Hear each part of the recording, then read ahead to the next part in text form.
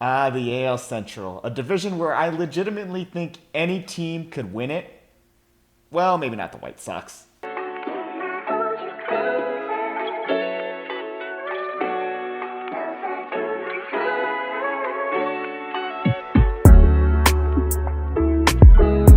Welcome to the Dugout. I'm your host, Joseph Silva, and we're continuing our division preview series today with the AL Central. It is a beautiful, chaotic division, and I can't wait to tell you guys about it.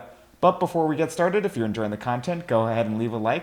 Subscribe to the Run the Play Network. The NBA All-Star break is over. The second half of the season is beginning, and I would not want to miss the boys at You Know Ball talk about the show. So I would recommend subscribing. Now we begin with the only team here that I can see not winning this division, and that's the Chicago White Sox. They came off the worst season in MLB history last year, and they do not have a lot of bright spots. As we take a look at the lineup here, at catcher, it's Corey Lee with his projected 74 WRC plus. Oh my God. Andrew Vaughn is projected for a 111 WRC plus at first. At second, it's going to be Lenin Sosa with a 95 WRC plus. Josh Rojas mans third with the 95 WRC plus. Brooks Baldwin is projected to be the opening day shortstop with a 92 WRC plus. Andrew Benintendi in a 105 with his 105 WRC plus in left. In center, this one I'm shocked by in terms of the projection. Luis Robert is only projected for a 104 WRC plus. He's a phenomenal player when healthy, but the key word is healthy. He does not play bad when he's on the field, so buy stock in Robert based on this projection. Mike Tauchman runs right with a 109 projected WRC plus. See what I mean? Tauchman is going to be a better hitter than Robert. Let's get real. Here's Sips.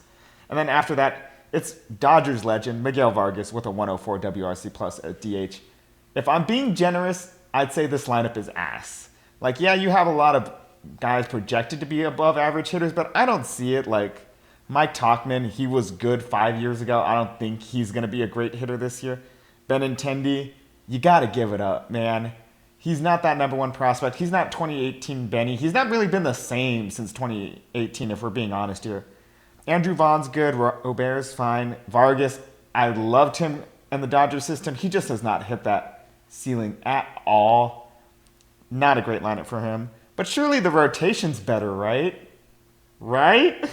No, Martin Perez is projected to be the ace with 139 and two-thirds innings pitched, 6.7 Ks per nine, 3.3 walks per nine, 1.3 home runs per nine, a 4.67 ERA, and a 4.82 FIP.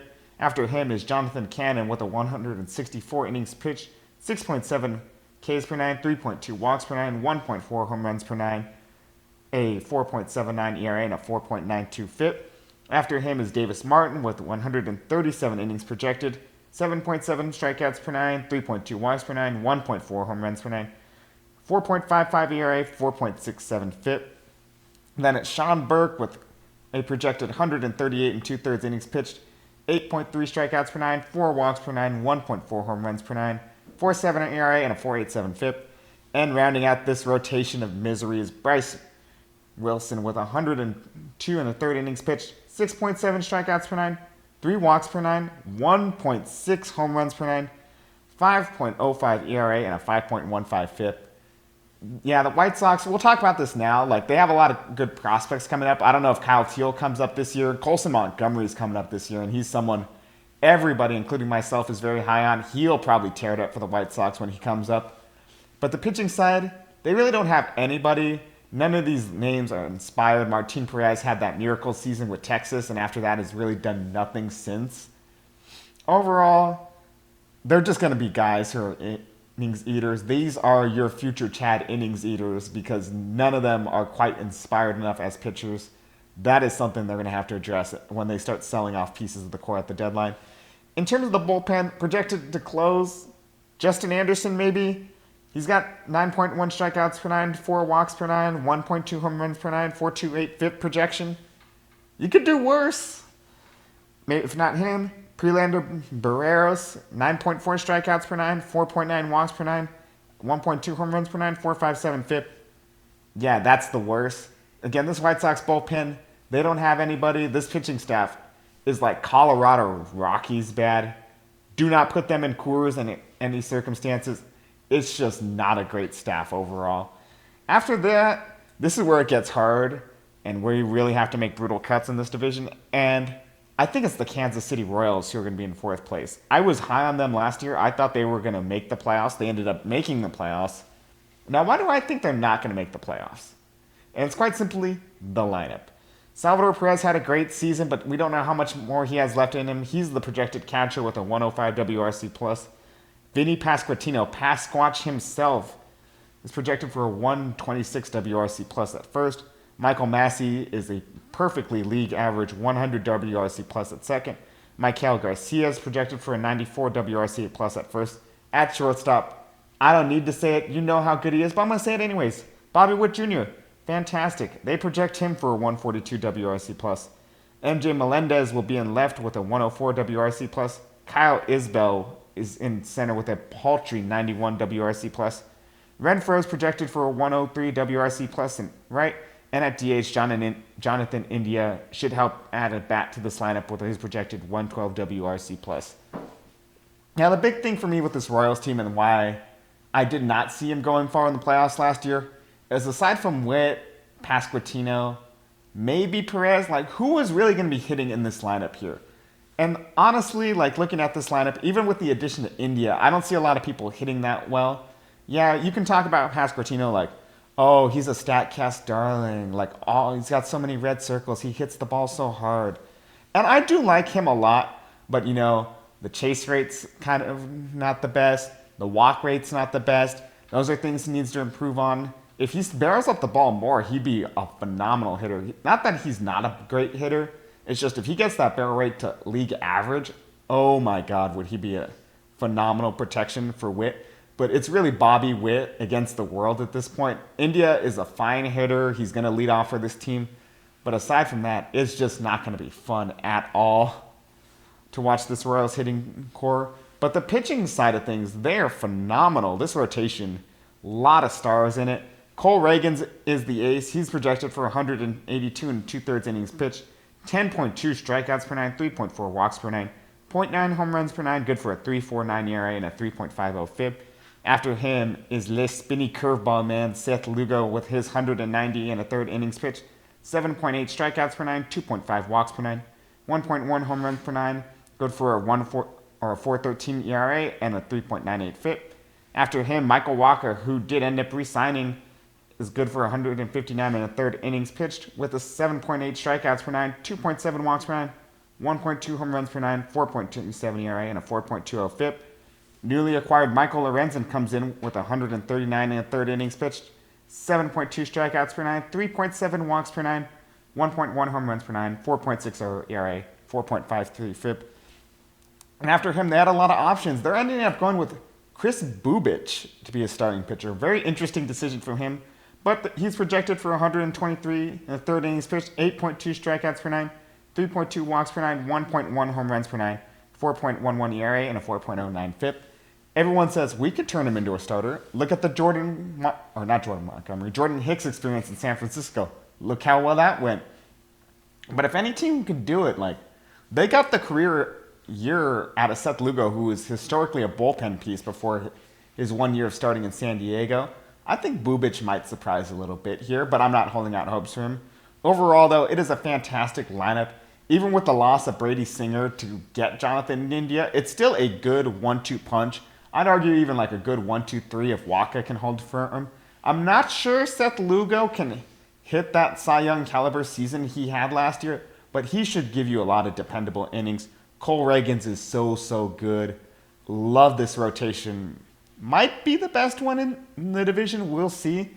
And the bullpen was a weakness last year. They actually have an actual closer now. Carlos Estevez has come in here, and he's projected for 8.8 strikeouts per nine, 3.2 walks per nine, 1.2 home runs per nine, which I think is going to come down because Kauffman Stadium is cavernous. 4.10 ERA, 4.05 FIP.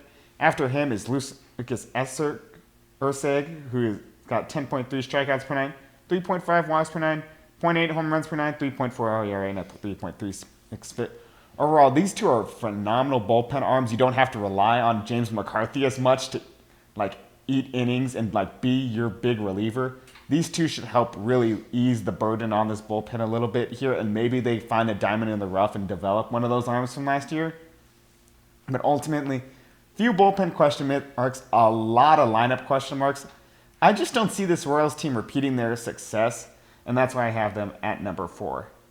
At number 3, I have the defending champions of this division. I got the Cleveland Guardians. Lineup-wise, they're fine. Like, Bo Naylor will be their opening day catcher, projected for a 101 WRC+. Carlos Santana, he is back in Cleveland. He's going to be the first baseman, projected for a 108 WRC+. At second base, after they traded Andres Jimenez, they're going to lose a lot of projection there. Juan Brito is only projected for a 98 WRC+. At third base, you know him, you love him, he's so great. Jose Ramirez, 136 WRC+ projection. At shortstop, Brian Rocchio is going to be coming in, manning that position with a 102 WRC+. And left field, Steven Kwan, my man, with a 124 WRC+, is out there.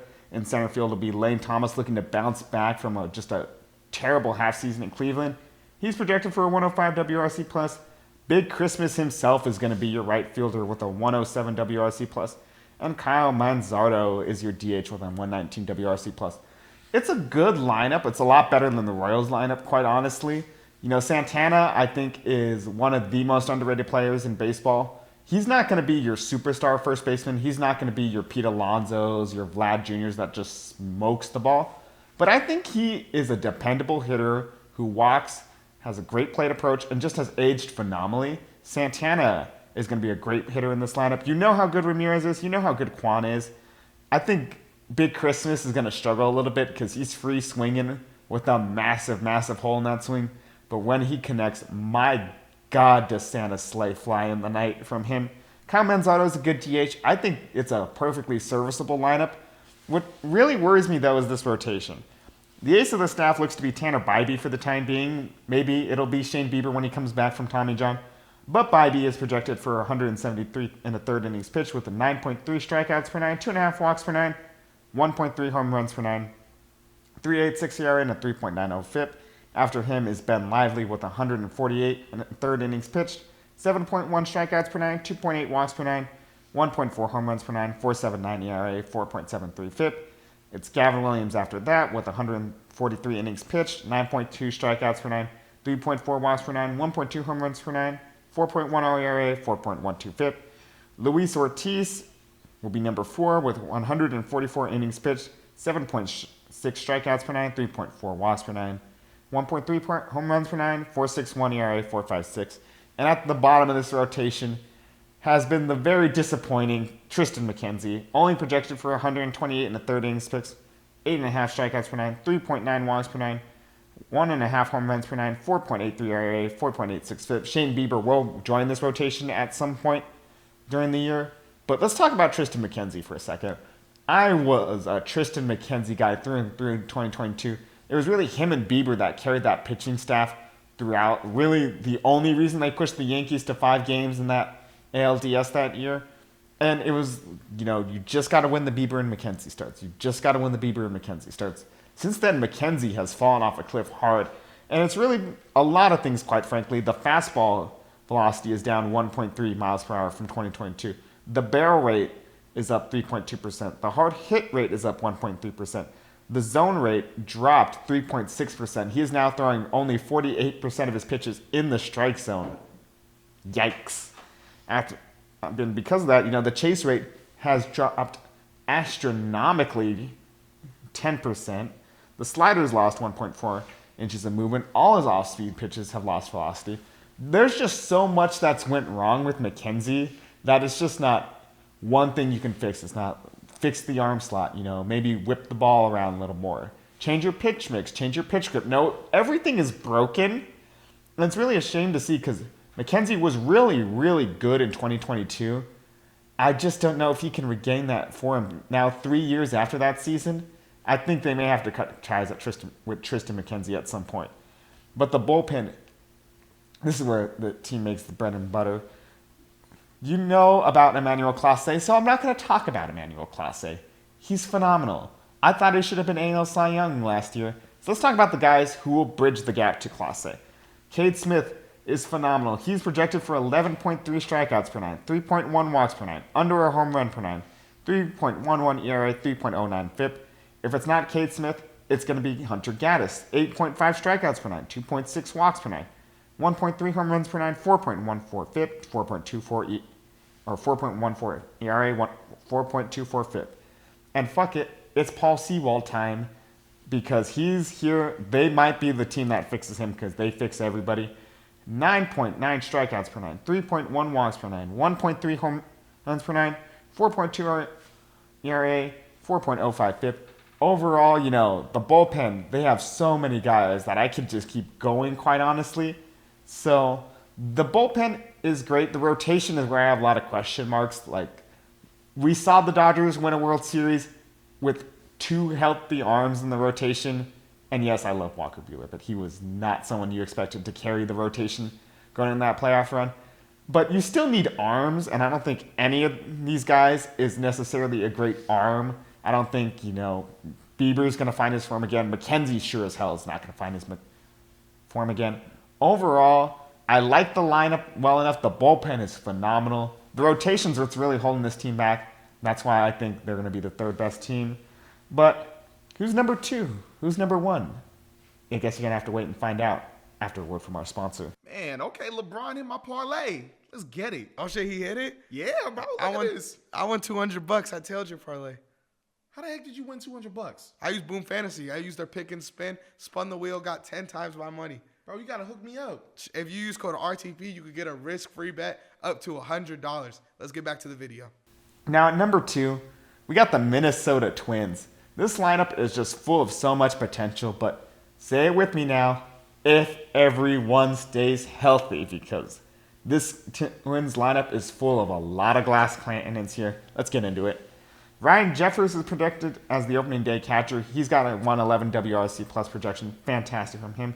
At first base, it's going to be Jose Miranda with his 113 WRC plus. Brooks Lee, man second, 102 WRC plus. One of the aforementioned glass cannons will be at third. Royce Lewis, he's so good. He's also so fragile with a 112 WRC plus. Again, Carlos Correa, so good. So fragile. And that infamous ankle hasn't even been injured yet, too. And that's what scares a lot of people here. But he's projected for a 125 WRC plus.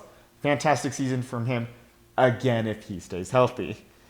In left field, it's Trevor Lawrence with a 113 WRC plus. In center field, say it with me, Byron Buxton is so good if he stays healthy. He's projected for a 115 WRC plus. You know how good he is at overall. Matt Wallner in his 118 WRC plus is going to man right. And at DH, a lot of heavy hitters, but Willie Castro will be the DH with a perfectly league average 100 WRC plus. Let's talk about Wallner for a second here. I, like a lot of Dodger fans, and probably baseball fans in general, were really confused when Matt Wallner ranked above Teoscar Hernandez in the right fielder rankings. So I had to go see what the hype was Matt Wallner. And you know what? Like Danny DeVito watching Mac's performance in It's Always Sunny, I get it now. He hits the ball so hard, man. 92.8 average exit velocity. And believe it or not, he's got a lot of room to grow, too, because he was at the bottom of the league and squared up, right? Which is basically, did you get all you could out of that swing? And no, not at all. That is terrifying with that exit velo. And, he walks, chases, average rate, but that swing has a massive hole in it because he whiffs 38.4% of the time. He strikes out 36.4% of the time. I think it's very obvious what Wallner needs to do here is cut down on the swing, really make it more efficient, because you're still going to have fantastic average exit velocity. If you get that squared up rate a little more, you're going to cut down on the strikeout rate, you're going to cut down on the whiff rate, you're going to be a fantastic bat. I'm not going to list him as a breakout candidate, quite frankly, because I think you got to be a little more obscure for a breakout candidate. But look for him to really explode and maybe even be an all-star this year if he makes improvements. He's got that much potential. The rotation, I think they might be the most underrated rotation in baseball. I love a lot of the arms in this rotation. The ace of the staff is Pablo Lopez. He's projected for 193 in a third innings pitched with 9.5 strikeouts per nine, 2.2 walks per nine, 1.1 home runs per nine, good for a 3.61 ERA and a 3.54 FIP. One of my favorite pitchers in baseball, and it's not just because we share a name, is up next, and that's Joe Ryan. He's projected for 159 and 2/3 innings pitched, good for 10 strikeouts per nine, 2.1 walks per nine, 1.3 home runs per nine, 3.75 ERA and a 3.70 FIP. After him is Bailey Ober with 171 innings pitched, 9.3 strikeouts per nine, 2.2 walks per nine, 1.4 home runs per nine, 4.02 ERA, 4.02 FIP. After him, let's see if Simeon Woods Richardson can start hitting his ceiling here. He's got 137 and 2/3 innings pitched projected with 7.5 strikeouts per nine, 3.4 walks per nine, 1.4 home runs per nine, 4.69 ERA and a 4.68 FIP. And after him will be Chris Paddock with 128 and 2/3 innings pitched, 8.2 strikeouts per nine, 2.2 walks per nine, 1.3 home runs per nine, 4.11 ERA, 4.02 FIP. He had a top prospect ceiling. He is nowhere near it, but he's still a dependable number 5. And in the bullpen, we talk a lot about the Guardians bullpen, and rightfully so, as you can pair anybody with Clase, and they have an argument of being the best reliever and duo in baseball. Don't sleep on this reliever duo here in Minnesota here. Johan Duran and that phenomenal turbo sinker is the closer. He's projected for 11.2 strikeouts per nine, obviously turbo sinker, 3 walks per nine, 0.7 home runs per nine, 2.78 ERA and a 2.76 FIB. And after him, Griffin Jax was surprisingly good last year. I did not see that season from him coming at all. He's projected for 10.6 strikeouts per nine, 2.6 walks per nine, under a home run per nine, 3.2 ERA and a 3.13 FIB. Overall, these two are really going to have to carry the load here because the bullpen falls off a cliff hard after that. But they are such a great duo that I think they'll be just fine, especially with the fact that this rotation is a very high floor group. Not as high of a ceiling as some of the other rotations in this division, but I still love them regardless. Just spend some money on this damn team, Minnesota, and you have a team that really could compete for a pennant if you made some improvements along the margins here. But ownership's cheap, and they're not going to do it. They're going to be in second place because at number 1, it's them gritty Tigers, man. The Detroit Tigers. They shocked everybody last year. In the run-up to their playoff run, I didn't talk about them a single time on last year's podcast in the second half of the year. They shocked everybody with their pitching chaos. Their hitting chaos, a little more chaotic too, but it worked. The lineup, Jake Rogers is projected to be your opening day catcher with an 88 WRC+. After him, it's going to be Colt Keith at first with a 112 WRC+. Newly acquired Gleyber Torres is going to man second base with a 112 WRC+. Jace Young is going to be your third baseman with a 102 WRC+. At shortstop, I'm very high on myself, Trey Sweeney, only projected for an 88 WRC+. I think that's a little low. He swings and misses a lot at breaking stuff. But I think, it's a decent enough swing. He's got decent enough power. I think he's perfectly fine at a 105 WRC+ with great defense at short. I'm low on Trey Sweeney. I think he's going to have a good season. Riley Green's going to man left with a 129 WRC+. In center will be Parker Meadows with his 103 WRC+. Matt Vierling is your right fielder with a 103 WRC+. And DH will be Kerry Carpenter with a 120 WRC+. This is a fine enough lineup. I love Riley Green so much. I'm high on Trey Sweeney, but he is not going to be an anchor of this lineup. It's really going to be Carpenter, Green, Keith, Torres that really are going to have to carry the load offensively for this group. And I think that's a perfectly fine 1 through 4. I think they'll do the job just well enough because, my God, we know about pitching chaos. They actually now have a rotation to where they don't have to do pitching chaos anymore. And they can do it if need be, which is terrifying.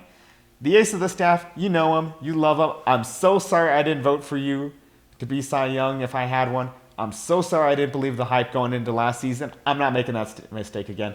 It's Tarek Skubal. He's projected for 196 in the third innings plus with 10.5 strikeouts per nine, 2.1 walks per nine, 0.9 home runs per nine, good for a 2.92 ERA and a 2.97 FIP. After him, Dodgers legend, and I mean that unironically this time, Jack Flaherty is coming in. He was phenomenal with Detroit. I expect that to continue now that he's re-signed there. He's projected for 169 and 2/3 innings pitched, 9.5 strikeouts per nine, 2.8 walks per nine, 1.1 home runs per nine, 3.73 ERA, 3.76 FIP. After him, Reese Olson's projected for 144 innings with 8.3 strikeouts per nine, 2.9 walks per nine, a home run per nine, good for a 3.87 ERA, 3.88 FIP. Their top prospect will be the number 4 for the time being in their rotation. Jackson Jobe is projected for 130 innings pitched, 6.9 strikeouts per nine, 3.3 walks per nine, 1.4 home runs per nine, 4.65 ERA, 4.82 FIP. Do not believe the projections. Jobe is so filthy, man. He's one of those that once that big league pitching staff gets a hold of him and really refines it, he's going to challenge Flaherty to be the number 2 on this staff. He is that good. And after him, it's Casey Mize, projected for 123 innings pitched with 7.3 strikeouts per nine, 2.5 walks per nine, 1.1 home runs per nine, 4.14 ERA, 4.16 FIP. Is you do not have to rely on a crazy brand of openers, closers, and all that in between to get outs now. Is they have a lot of good arms in this rotation. Jobe, Flaherty, and Skubal, I think, are going to be a phenomenal 3-1. Mize is fine. Olsen is fine. I think they'll just get you outs here because the way A.J. Hinch managed that bullpen, is phenomenal. And the 2 arms I'm going to highlight in the bullpen, you know about Jason Foley. He's projected for 7.5 strikeouts per nine, 2.7 walks per nine, 0.9 home runs per nine, 3.71 ERA, 3.75 FIP. He's going to be the closest thing this team has to a closer this year. But really, as you saw, especially in that playoff series against the Astros, Hinch is going to put the guys in the scenarios where he thinks he needs them the most here. Foley's going to get a bulk of the save opportunities, but don't be surprised if he comes in the 7th to face that Minnesota 1-3 that's just so terrifying because he needs the outs then. After him, I want to highlight Will Vest. He was phenomenal again in that pitching chaos with 8.9 strikeouts per nine, 2.8 walks per nine, 0.9 home runs per nine, 3.40 ERA, 3.49 FIP. Overall, this Tigers team, great bullpen, great pitching staff, good lineup. I really think they are the class of the division. It's close. I can see it. Again, any team 1-4 winning it, but the Tigers just have so much going for them going forward that good baseball is finally returning to Detroit, and I, for one, am so excited to see it. But what are you excited to see? Are you excited to see the Twins lineup at its full potential? Are you excited to see this Royals bullpen maybe hit their strides? Or are you like me and just love Jose Ramirez? Let me know in the comments down below if you enjoyed the content, and as always, go ahead and leave a like. Subscribe to the Run the Play Network, and don't forget on the way out, play ball.